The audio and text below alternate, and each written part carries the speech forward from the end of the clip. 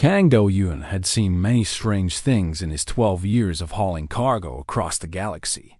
He had seen stars die. He had seen planets made entirely of glass. He had seen creatures so large they could swallow ships whole. But he had never seen a room full of aliens look so afraid of something so small. The auction hall on Orbital Station Keth-4 was packed with buyers from a dozen different species. Tall Venari with their gray skin and 4 arms. Massive Korath covered in green scales. Thin Pelosi who floated slightly above the ground. They all had money. They all wanted to buy. But right now, every single one of them was stepping backward. On the platform stood a woman. At least, Do-yoon thought she was a woman. She was small, barely reaching his chest in height. Her skin was pale, almost white, like fresh snow. Her hair was long and dark, falling past her shoulders. Her eyes were the strangest part. They were large and completely black, like 2 pools of deep water. She wore simple gray clothes that hung loose on her thin body. She was trembling. The auctioneer, a fat Venari in expensive robes, was talking very fast. His voice was nervous. This is lot number 47. A Sarath female. Young. Healthy. Strong enough for household work or light labor. The starting bid is 500 credits. Nobody moved. Nobody spoke. Do-yoon looked around the room. He saw fear on every face. The Korath, who were known as fierce warriors, had moved to the back of the hall. The Pelosi were whispering to each other in worried voices. Even the other Venari, the same species as the auctioneer, were keeping their distance. "Come now," the auctioneer said. His voice cracked slightly. "Surely someone will bid. She's very obedient, very quiet. She has caused no trouble." Still, nobody moved. Do-yoon leaned toward a Korath standing near him. The big reptile flinched away at first, then relaxed when he saw it was just a human. "What is a Sarath?" Do-yoon asked quietly. The Korath stared at him with yellow eyes. "You do not know? I am from Earth. We do not travel this far very often." The Korath made a low rumbling sound. It might have been a laugh. "Then you are lucky, human. The Sarath are monsters. Mind breakers. They can reach inside your head and tear your thoughts apart. 300 years ago, they started the Silent Wars. Whole colonies went mad. Millions died. Entire species were nearly destroyed." He shook his massive head. "No one will buy her. No one is that foolish." Do-yoon looked back at the platform. The small woman was still trembling. Her large dark eyes moved across the crowd, and for just a moment they met his. In that moment, he did not see a monster. He saw terror. He saw loneliness. He saw someone who had given up hope. 400 credits, the auctioneer said, lowering the price. 300. 200. "Someone, please. If she is not sold, she will be disposed of. Station rules. Unsold cargo must be removed. Disposed of." Do-yoon knew what that meant. They would throw her out an airlock. They would kill her because nobody wanted her. He thought about his own life. He thought about being young and alone after pirates killed his parents. He thought about the years he spent angry at the galaxy, hating everyone and everything. He thought about how one kind old captain had given him a chance when nobody else would. His hand went up before he could stop it. 100 credits, he said. The room went completely silent. Every eye turned to look at him. The Korath beside him stepped away quickly, as if Do-yoon had suddenly caught a disease. The auctioneer blinked his 4 eyes. Did you say 100 credits, human?" "I did. You understand what she is? What her kind has done?" "I heard the stories." The auctioneer waited for someone else to bid. Nobody did. Nobody wanted to outbid a madman for a monster. "Sold," the auctioneer said finally. He sounded relieved to be rid of her. To the human. Please collect your purchase and leave the station within 6 hours. We are not responsible for any incidents. Do-hyun walked to the platform. The crowd parted for him like water around a stone. Nobody wanted to get close. He climbed the steps and stood before the small woman. Up close, she was even smaller than he had thought. The top of her head barely reached his shoulder. "What is your name?" he asked. She looked up at him. Her voice was soft and shaky. "Bethany. I am Kang Do-hyun. I have a ship. It is small, but it is warm. You will be safe there." She did not move. Her dark eyes searched his face, looking for something. A trick, maybe. A hidden cruelty. She had probably known only cruelty for a very long time. "Why?" she whispered. "Why would you do this? Do you not know what I am?" "I know what they say you are. I also know what I saw. I saw someone who needed help." He held out his hand. She stared at it for a long moment. Then, slowly, she reached out and took it. Her fingers were cold and very thin. She was shaking badly. They walked through the station together. Do-hyun could feel every eye on them. He heard whispers in a dozen languages. He did not need to understand the words to know what they were saying. Crazy. Fool. Dead man walking. Venari station officers stepped into their path. His gray face was hard with anger. "Human," he said. "I am Station Master Grolth. I must warn you. The Sarath were created as weapons. They cannot control their power. Eventually, she will kill you. It is not a question of if. It is a question of when." Do-hyun looked at the officer calmly. "Thank you for your concern. Now please move. I want to reach my ship before dinner." Grolth did not move. "You are making a mistake." "Maybe, but it is my mistake to make." For a moment, Do-hyun thought the officer might try to stop them by force. But then Grolth stepped aside, shaking his head in disgust. They continued walking. The corridors of the station were long and cold.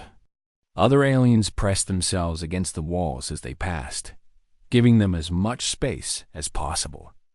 Do-hyun felt Bethany's hand tighten on his.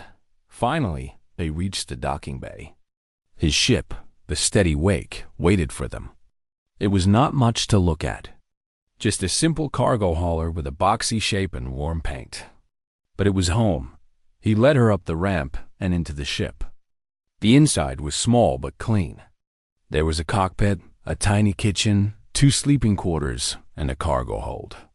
It smelled like old metal and recycled air. "That room is yours," he said, pointing to one of the sleeping quarters. "It is not big, but the bed is comfortable. The bathroom is at the end of the hall. I will make dinner in 1 hour." Bethany stood in the middle of the ship, looking around with wide eyes. She seemed unable to believe this was real. "You are not going to chain me?" she asked. "No. You are not going to hurt me?" "No, I do not understand." Do-hyun smiled. It was a tired smile, but it was real. "Neither do I, honestly. But you are here now. You are free. Whatever happens next, we will figure it out together." He turned to go to the cockpit.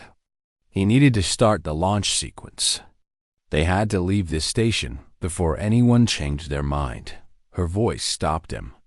"You should not have done this," she said. There was something strange in her tone. Something sad and heavy. "You do not know what I am." Do-hyun looked back at her. "Then I guess you will have to show me." He walked to the cockpit and began powering up the engines. Behind him, he heard the door to her quarters close softly. The Steady Wake hummed to life around him. As the station fell away behind them and the stars stretched into lines of light, Do-hyun wondered if he had just made the biggest mistake of his life. But when he thought of those dark, frightened eyes, he knew he would make the same choice again. Some things were worth the risk. The first week was the hardest. Bethany stayed in her small room almost all the time. She came out only when Do-hyun was sleeping or when she thought he was not watching. She moved like a ghost through the ship, silent and quick, always ready to run back to her quarters if he appeared. Do-hyun did not push her. He understood fear. He understood what it meant to expect pain every time someone came close. So he gave her space and time. Every morning, he left food outside her door. Simple meals that he cooked himself. Rice with vegetables. Soup with noodles. Bread with sweet jam. He was not a great cook, but he tried his best. Every evening, he spoke to her through the intercom. He told her where they were going. He told her about the journey ahead. He told her stories about Earth, about the blue oceans and green mountains, about cities that glowed at night like fallen stars. He never asked her to respond. He just wanted her to know she was not alone. On the 5th day, he found the food bowls empty for the first time. On the 7th day, she answered him through the intercom. Just one word. Thank you. Her voice was barely louder than a whisper, but it made Do-hyun smile. On the 10th day, she opened her door while he was cooking dinner. Do-hyun turned and saw her standing in the hallway. She looked thin and tired, but cleaner than before. She had found the shower and the fresh clothes he'd left for her. The clothes were too big for her small body, but she had rolled up the sleeves and tied the waist with a piece of string. "May I sit?" she asked, of course. She sat at the small table in the kitchen. Do-hyun placed a bowl of soup in front of her and sat across from her with his own bowl. They ate in silence for a while. The only sounds were the hum of the engines and the soft clink of spoons against bowls. "You cook well," she said finally. "My mother taught me, before she died." Vethani looked up at him. Her dark eyes were curious. "How did she die?" "Pirates attacked our ship when I was 16. They killed my parents and took everything we had. I survived only because I hid in a storage container. I am sorry." Do-hyun shrugged. "It was a long time ago. I was angry for many years. I hated the galaxy and everyone in it. But holding on to that anger was like carrying a heavy stone. Eventually, I had to put it down." Vethani was quiet for a moment. Then she spoke, her voice soft and careful. "My world is gone." Do-hyun stopped eating. He waited. It happened when I was very young. I do not remember much. Just fire and screaming and running. They said it was a sickness that came from space. It killed everything. Plants, animals, people. Within 1 year, my entire planet was dead. Who is they? The Vanari. They found the survivors and took us in. But they did not do it to help us. They wanted to study us. They wanted to use us. Her thin hands tightened around her bowl. I was sold when I was 8 years old. Since then, I have had 12 masters. None of them were kind. Do-hyun felt a cold anger rise in his chest. He kept his voice calm. "None of them will ever touch you again." She looked at him strangely. "You truly mean that?" "Yes, I can feel it. Your emotions. They are different from others. Warmer. Clearer." She paused. "That is what we do.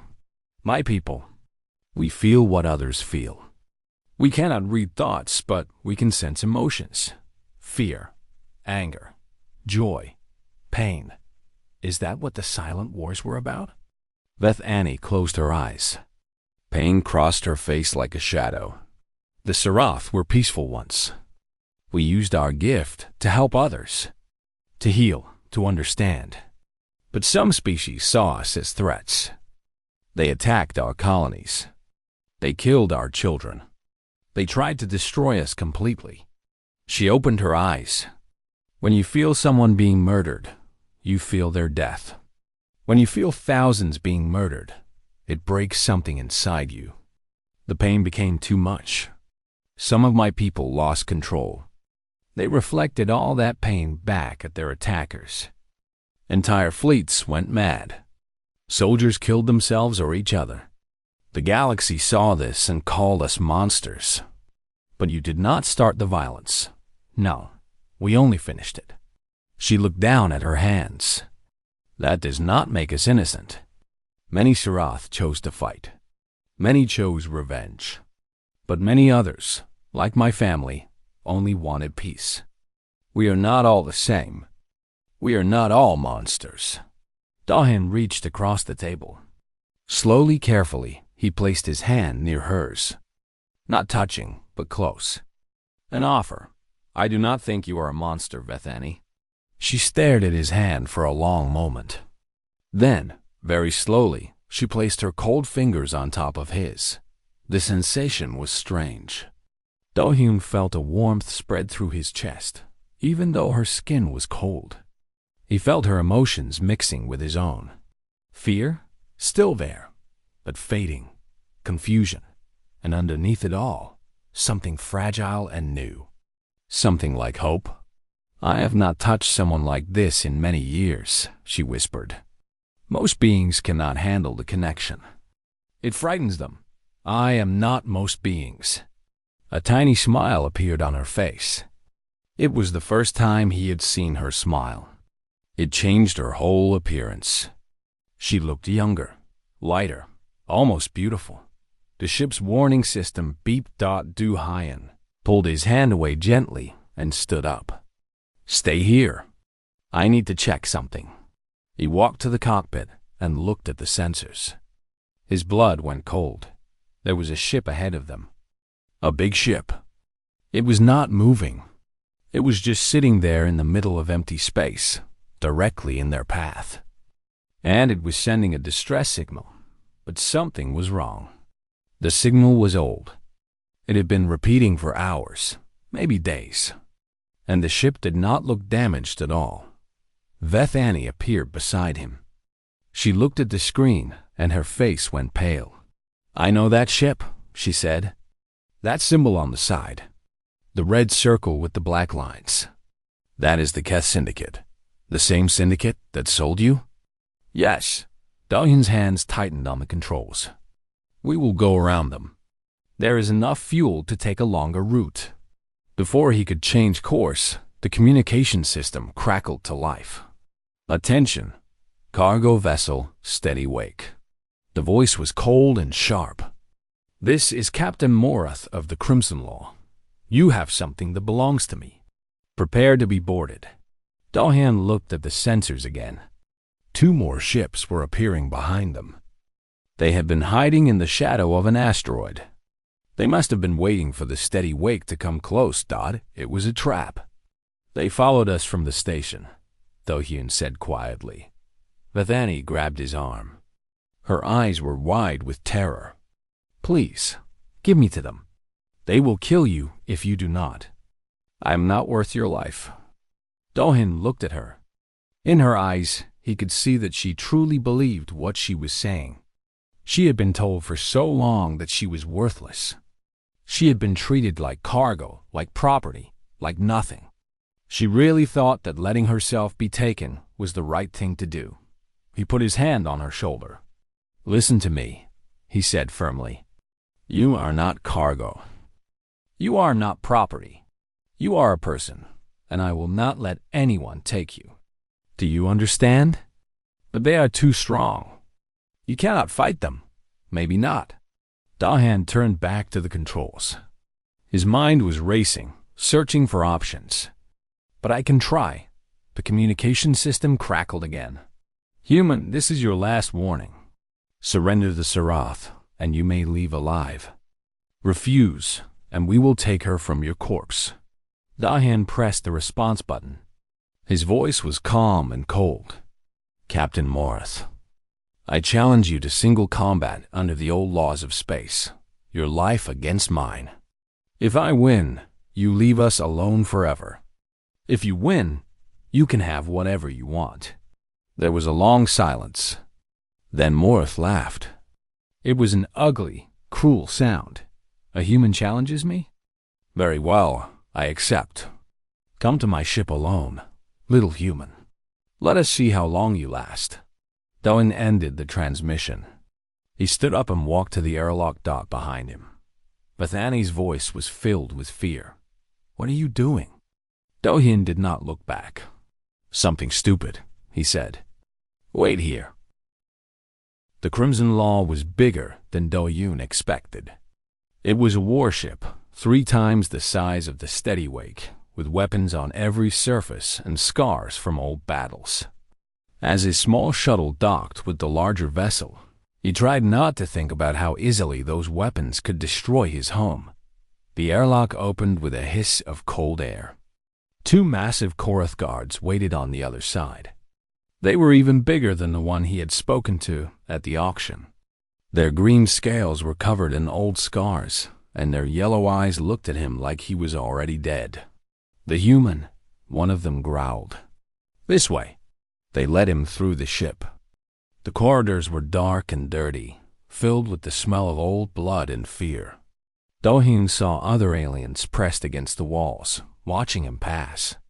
Some of them wore chains. Some of them had marks on their bodies from beatings. This was not just a ship. It was a prison. Finally, they reached a large open room. It had been cleared of furniture, leaving only a wide empty space with a metal floor. Around the edges stood dozens of crew members from different species. Venari, Korath, Pelosi, and others Do-hyun did not recognize. All of them were watching with hungry eyes. They wanted to see blood. In the center of the room stood Captain Morath. He was a Venari, like the auctioneer, but much larger. His gray skin was covered with tattoos that told stories of battles won and enemies killed. His forearms were thick with muscle. His eyes, all 4 of them, were cold and dead, like stones at the bottom of a frozen lake. "The human," Morath said. His voice was like gravel scraping against metal. "You are either very brave or very stupid." "Maybe both," Do-hyun said. Morath laughed. The crowd laughed with him. "Tell me, human, why do you care so much about this Sarath? Is she your mate? Your slave? What is she to you?" "She is a person." "That is enough." Morath shook his head slowly. "You humans, so weak, so soft. You feel too much. It makes you easy to break." He cracked his knuckles, all 8 of them. "I have killed many beings in this room. Korath warriors, Pelosi assassins, creatures from the darkest parts of space. None of them lasted more than 2 minutes against me. How long do you think you will last?" Do-hyun did not answer.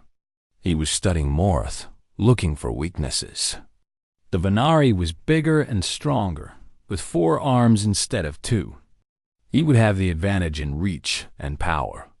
But Do-hyun noticed something else. Morath moved with a slight limp on his left side. An old injury, maybe. A place where he could be hurt. "The rules are simple," Morath continued. "No weapons. No armor. No help from others. The fight ends when one of us cannot continue. Are you ready?" Do-hyun took off his jacket and rolled up his sleeves. "Ready." Morath smiled. It was not a pleasant smile. "Then let us begin." He moved fast for someone so large. His first punch came without warning, a massive fist aimed at Do-hyun's head. Do-hyun ducked just in time, feeling the wind of the blow pass over his hair. Before he could react, another fist came from the side, hitting him in the ribs. Pain exploded through his body. He felt something crack. Maybe a rib, maybe 2.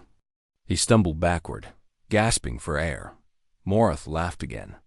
"1 hit, and you are already broken. This will be easier than I thought." Do-hyun forced himself to stand straight. The pain was terrible, but he had felt worse. When the pirates killed his parents, they had beaten him before throwing him in that storage container. He had spent 3 days in there, bleeding and broken, waiting to be rescued. Compared to that, this was nothing. He raised his fists. "That is all you have?" Morath's smile faded. He charged again, all four arms swinging. Do-hyun moved between the blows, dodging and weaving. He was smaller, faster. He could not match Moreth's strength, but he could avoid it. A fist caught him in the shoulder, spinning him around. Another hit his back, sending him crashing to the floor. Do-hyun tasted blood in his mouth. He pushed himself up. The crowd was cheering for Moreth, screaming for him to finish the fight.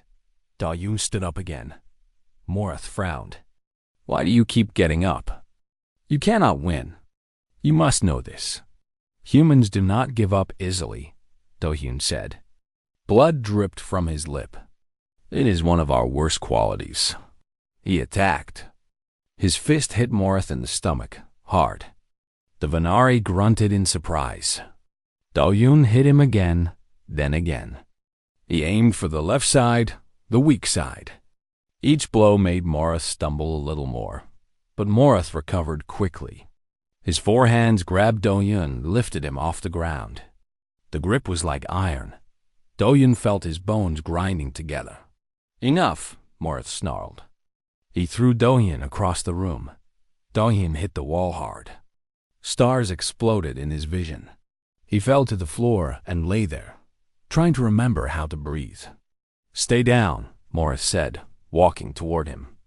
"Stay down, and I will make your death quick.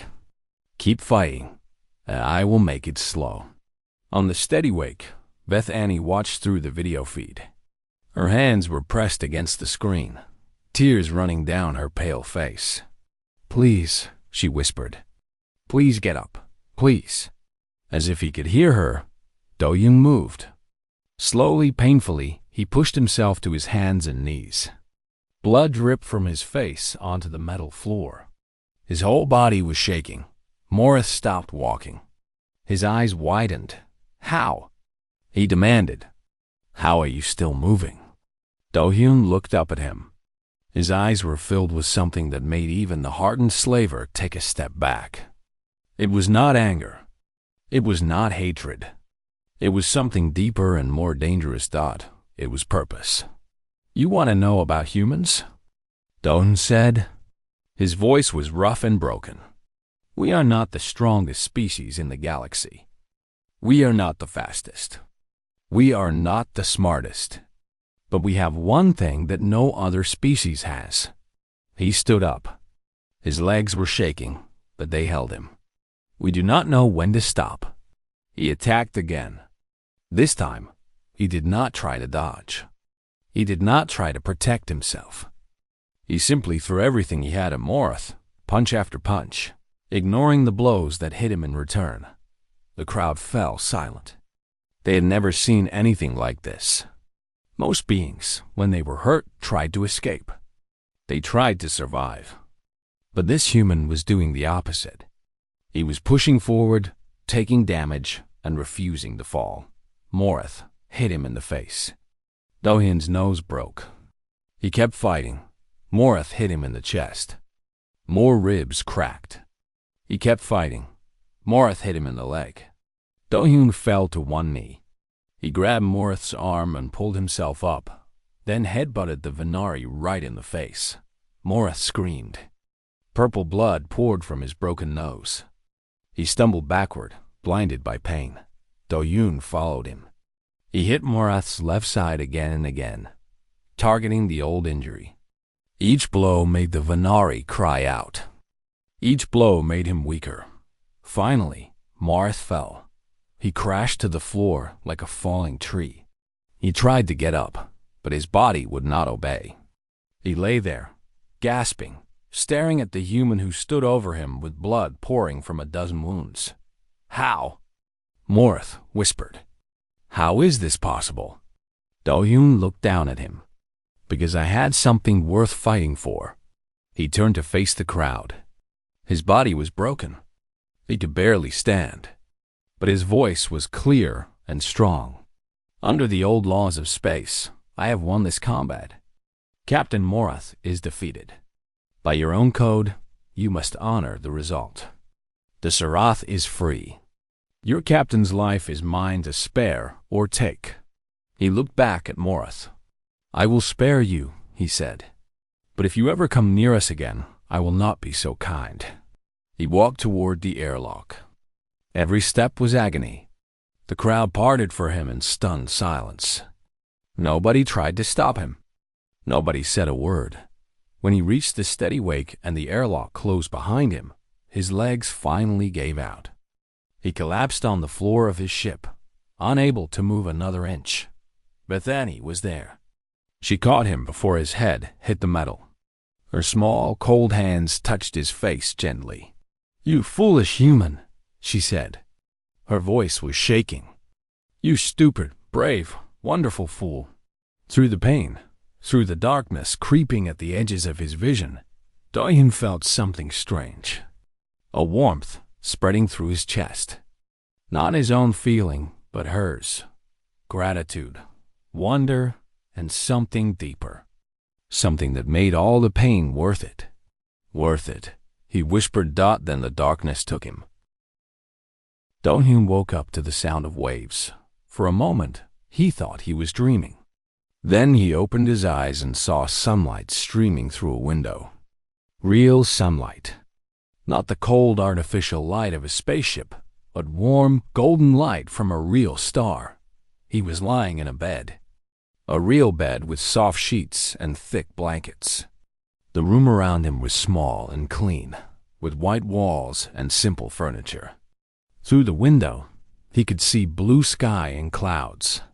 "You are awake." He turned his head and saw Bethany sitting in a chair beside the bed. She looked different. Her pale skin had more color now. Her dark eyes were brighter. She was wearing human clothes that actually fit her. A simple blue dress that made her look almost normal. "Where are we?" His voice was rough and weak. "Earth, you're home. Your sister brought us here." The door opened and a woman walked in. She was tall and strong, with short black hair and sharp eyes. She looked like Dohyun, but younger and healthier. "Jisoo," Dohyun said. His sister crossed her arms and looked at him with a mix of anger and relief. 3 broken ribs, a fractured leg, a broken nose, internal bleeding, bruises on every part of your body. What exactly were you thinking? "I was thinking about winning. You almost died." "But I did not." Jisoo shook her head, but there was a small smile on her face. "You always were stubborn. Even when we were children, you never knew when to quit." She sat on the edge of the bed and took his hand. "When your ship arrived at the Seoul orbital platform, you were barely alive." Bethany had done what she could, but she is not a doctor. "I had to call in every favor. I had to get you proper treatment." Dohyun looked at Bethany. "You took care of me?" "I did what I could," she said softly. "You saved my life." "It was the least I could do." Jisoo cleared her throat. Speaking of which, getting her into the country was not easy. Immigration wanted to put her in a detention center. They said she was a security risk. Something about the silent wars. How did you stop them? "I filed her as a medical dependent under your care. It is temporary status, but it gives her the right to stay as long as you are responsible for her." Jisoo looked at Bethany with an expression Dohyun could not read. She explained what happened on that station, what you did for her. "I thought you were crazy when I first heard the story. But after spending time with her..." She paused. "I think I understand why you did it." Dohyun smiled. It hurt his face, but he smiled anyway. "So you two are getting along?" "She's very quiet," Jisoo said. "And she watches everything like she is waiting for something bad to happen. But she is kind. And she helped me take care of you for the past 2 weeks." "2 weeks?" "You were in a medical coma. The doctors had to rebuild half your body." Jisoo squeezed his hand. "Do not ever scare me like that again." Over the following weeks, Dohyun recovered slowly. His body healed, bone by bone, muscle by muscle. Jisoo visited every day, bringing food and news from the outside world.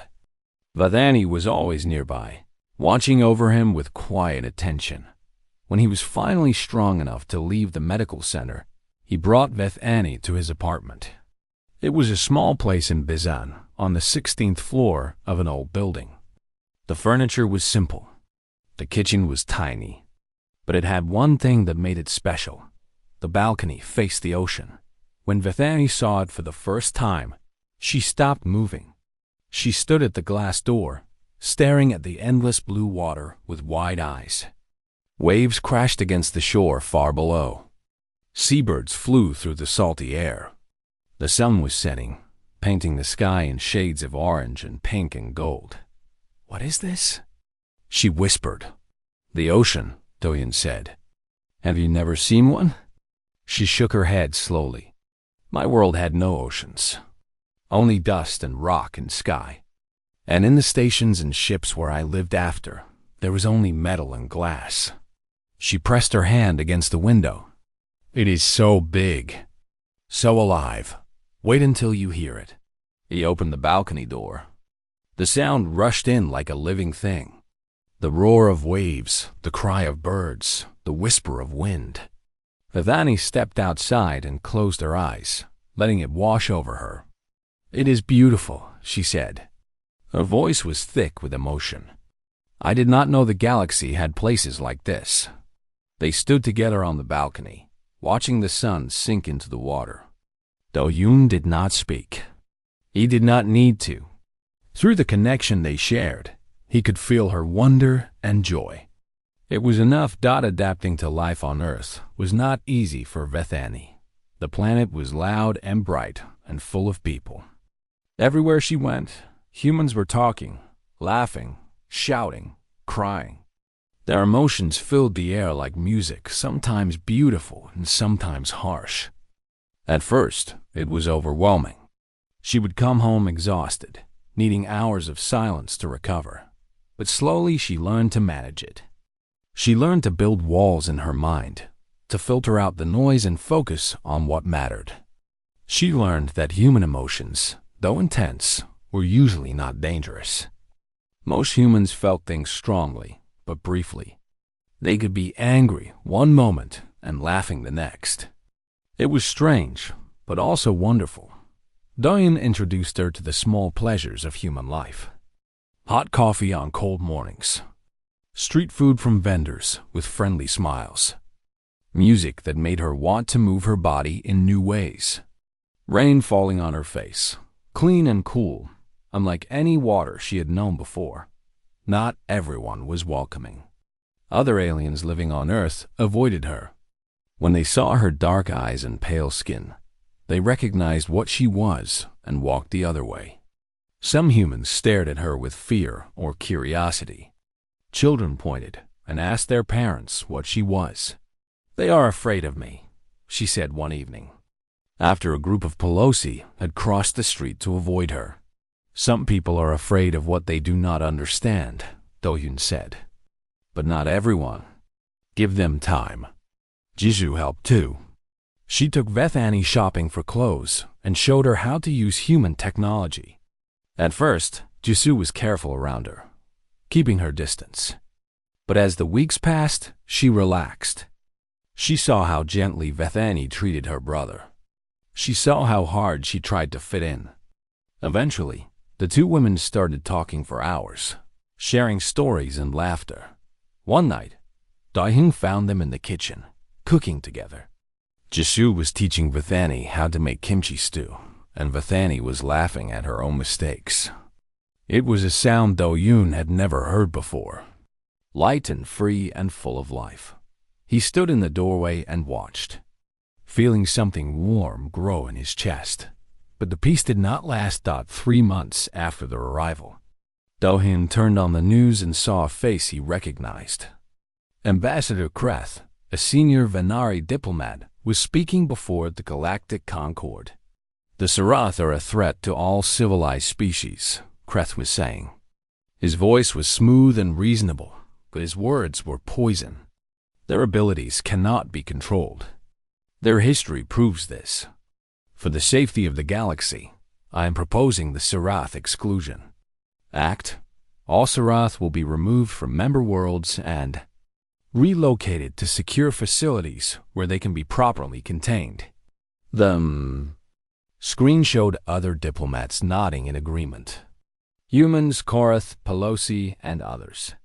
Fear was spreading like a disease. Do-hyun turned off the screen. When he looked at Bethany, her face was pale. "If this law passes," she said quietly, "I will have to leave." "No, there's nothing you can do. The Galactic Concord makes the rules. Even Earth must follow them." Do-hyun stood up. His hands were clenched into fists. "We will see about that." He walked to his computer and began searching for information. There had to be something. Some way to fight this. Some way to protect her. He found it in an old law. Any citizen of Earth could request to testify before the United Earth Council on matters affecting alien residents. It was rarely used, but it was legal. "What are you doing?" Bethany asked. "Preparing for a fight," Do-hyun said. "This time, I will use words instead of fists. But the principle is the same." He looked at her with determination in his eyes. "I did not save you from that auction just to lose you now. I will stand before the council. I will tell them who you really are, and I will make them listen." Bethany stared at him. Through their bond, he felt her emotions.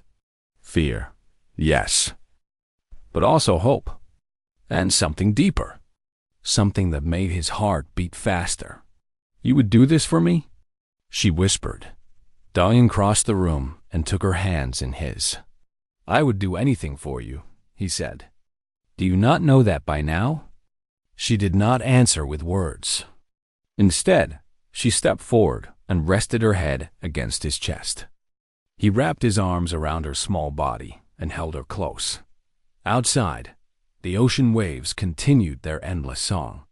Inside, two hearts beat together as one. The fight was coming, but this time, they would face it together. The United Earth Council chambers were the largest room Do-hyun had ever seen. The ceiling stretched so high it disappeared into shadow. Hundreds of seats rose in circles around a central platform, filled with representatives from every nation on the planet. Giant screens showed the faces of diplomats, joining from orbital stations and distant colonies. At the front of the chamber sat the Galactic Concord delegation. Ambassador Kreth was there, his gray Venari face calm and confident. Beside him sat representatives from other species, all of them watching with cold eyes. Do-hyun stood at the speaking platform, feeling very small. He was wearing his best clothes, a simple black suit that Jisoo had bought for him. His hands were steady, but his heart was racing. "Mr. Kang," said Councillor No Yoonji, a silver-haired woman who led the session, "you have requested to speak regarding the proposed Sarath Exclusion Act. Please present your testimony." Do-hyun took a deep breath. He thought about everything that had brought him to this moment. The auction, the voyage, the fight, the quiet days watching the ocean with Bethany. All of it led here. 3 months ago, he began, I bought a slave. The chamber went silent. Every eye focused on him. I was at a station called Kethfor, picking up cargo. There was an auction happening. I went in to look. I saw many being sold that day. Korath workers. Pelosi servants. But there was one that nobody would buy. A small woman with dark eyes and pale skin. A Sarath. He paused, letting the word hang in the air. Everyone in that room was afraid of her. Warriors twice my size backed away when they saw her. The auctioneer warned everyone about the silent wars, about how the Sarath could break minds with a thought. Nobody bid. Nobody wanted her. The auctioneer said if she was not sold, she would be disposed of. Thrown out an airlock like garbage. And you bought her anyway, Kreth interrupted. His voice was smooth with false concern. A touching story. But it does not change what the Sarath are. It does not erase their history. No, Do-hyun agreed. It does not erase their history. But maybe you should hear the full history, not just the part that makes them look like monsters." He turned to face Kreth directly. The Sarath did not start the silent wars. They were peaceful ones. They used their abilities to heal and help. But other species feared them. Armies attacked their colonies. Millions of Sarath were killed, women, children, old ones. They died screaming, and every other Sarath in the galaxy felt them die. Da-Hyun's voice grew stronger. "Imagine feeling your family die. Imagine feeling thousands of innocent people being murdered, and experiencing every moment of their fear and pain as if it were your own. That is what happened to the Sarath. The madness you blame them for was not an attack. It was a wound, a reflection of the violence done to them. They did not break those minds. Your ancestors broke them first." The chamber was completely silent now. Some of the human representatives were looking uncomfortable. Others were listening intently. KR stood up. "These are excuses. Whatever happened in the past, the fact remains that the Sarath are dangerous. They cannot control their powers. They are a threat to every species they encounter. Are they?" Do-Hyun asked. "Or are they just different? Maybe you are afraid because you cannot lie to them. Maybe you are afraid because they see what you really are inside." Kreth's face darkened with anger. But before he could respond, Counselor No Yoonji spoke. "Mr. Kang, do you have the Sarath in question with you today?" "I do. She is waiting outside. We would like to hear from her directly." Dawn nodded. He turned to the entrance, where Jisoo was waiting. She opened the door, and Vathani walked in. She moved slowly, carefully, like a deer walking through a forest of wolves. Her dark eyes swept across the chamber, taking in the hundreds of faces watching her. She wore a simple white dress that Jisoo had helped her choose. She looked small and fragile and very alone, but she did not run. She walked to the platform and stood beside Do-Hyun. He reached out and took her hand. Through their connection, he sent her his strength, his belief in her, his love. She looked up at him with those dark eyes. Then she turned to face the council. "My name is Vathani," she said. Her voice was soft but clear. "I am the last of my family, perhaps the last of my kind who still remembers what we were before the wars." She paused, gathering her courage. "I know you are afraid of me. I can feel your fear. It fills this room like a cold wind. You think I am a monster.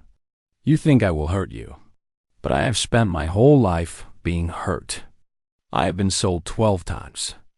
I have been beaten, starved, locked in darkness for days. And through all of it, I never hurt anyone. Not once. Because that is not who I am." Kreth leaned forward. "Pretty words. But words can lie. How do we know you are telling the truth?" Vathani was quiet for a moment. Then she closed her eyes. "I will show you," she said. And she opened her empathic field completely. It happened all at once. Every person in the chamber suddenly felt what Vathani felt. Her fear, her loneliness, her years of suffering, the cold stations and cruel masters, the constant rejection and hatred. And underneath it all, something unexpected. Hope, love, the memory of a human hand reaching out to her when everyone else turned away, the warmth of a home by the ocean, the joy of watching sunsets and tasting good food and hearing laughter, the feeling of being seen as a person for the first time in her life. People gasped. Some cried out in surprise. Others began to weep. The emotions were overwhelming, but they were also true. No one could doubt what they felt. Even Kreth was affected. His gray face twisted with something that might have been pain or shame. He sat back in his seat, unable to speak. Vathani opened her eyes. She was breathing hard, exhausted by the effort. "I am not a weapon," she said. "I am not a threat. I am just a person who wants to live in peace." That is all any of us want." The chamber was silent for a long moment. Then Councillor No Yunji stood up. "I call for an immediate vote on the Sarath Exclusion Act," she said. "All those in favor?"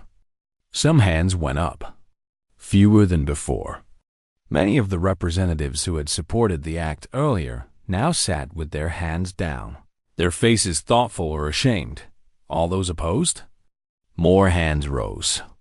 Many more. The vote is 347 against, 186 in favor. The Sarath Exclusion Act is rejected. The chamber erupted in noise. Some cheered, some protested. Kreth stood up and stormed out without a word. But none of that mattered to Doyen. He turned to Bethany and saw tears running down her pale face. But she was smiling. Really smiling, for maybe the first time in her life. "We won," she whispered. "We actually won." He pulled her into his arms and held her tight. Outside the chambers, a crowd had gathered. There were protesters, yes, with signs calling for alien expulsion. But there were more people holding different signs. Signs that said, "Refugees welcome," and "Fear is not justice," and "She is one of us." When Dayun and Vithani walked out, hand in hand, the crowd parted for them.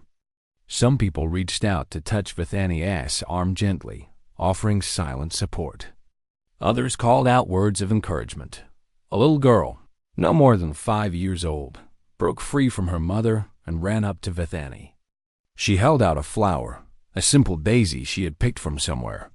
"For you," the girl said, "because you look sad on the TV, but you should be happy now."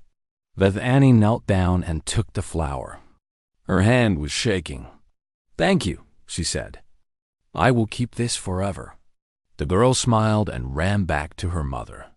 Vithani stood up, holding the flower like it was the most precious thing in the world. 6 months later, Dohyun and Vithani sat on their balcony, watching the sun set over the ocean. The sky was painted in shades of red and gold. The waves sang their endless song far below. Vithani leaned her head against Dohyun's shoulder. Through their bond, he felt her contentment. It was warm and deep and peaceful, like sunlight on calm water. "Do you ever regret it?" she asked softly. "Buy me at that auction?" Dohyun smiled. "Never, not for a single moment. I was so afraid when you took me on your ship. I thought you would be like all the others. I thought you would hurt me eventually. And now?" She lifted her head and looked at him. Her dark eyes were bright with something that needed no words. "Now I know what I did not believe was possible. That there is kindness in the galaxy. That there is love. That a small alien woman from a dead world can find a home." She reached up and touched his face gently. "You gave me that, Dohyun. You gave me everything." He took her hand and pressed it against his heart. "You gave me just as much. Before you, I was alone too. I had my ship and my work, but nothing else. You reminded me what it means to fight for something. What it means to care." They sat together in comfortable silence as the stars began appearing in the darkening sky. The same stars that had once seemed so cold and distant now looked like lights guiding them home.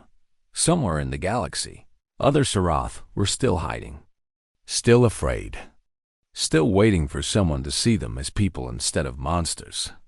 Bethany knew that someday she would find them. She would tell them her story. She would show them that hope was possible. But that was for tomorrow. Tonight, she was exactly where she belonged, in the arms of the human who had seen through everyone's fear, the human who had chosen her anyway. And in the end, that made all the difference.